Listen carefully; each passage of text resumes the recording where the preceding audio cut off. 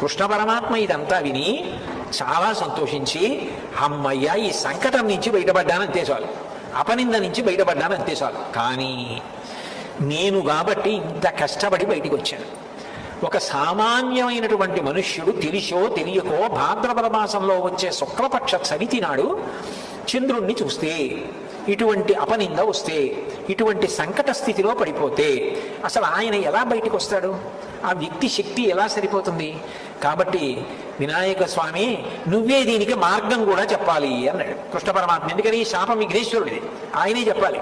అంటే ఆయన అన్నాడు, నువ్వు ఎలా పూజ చేశావో అట్లా పూజ చేసి నువ్వు కష్టంలోంచి బయటకు రావడానికి ఎంత కష్టపడ్డావో ఇతివృత్తమైనటువంటి ఈ శమంతకోపాఖ్యానం కథంతా చెప్పుకుని అక్షతలు వేసుకుంటే నన్ను చూసినా కూడా ఇబ్బంది రాదన్నాడు.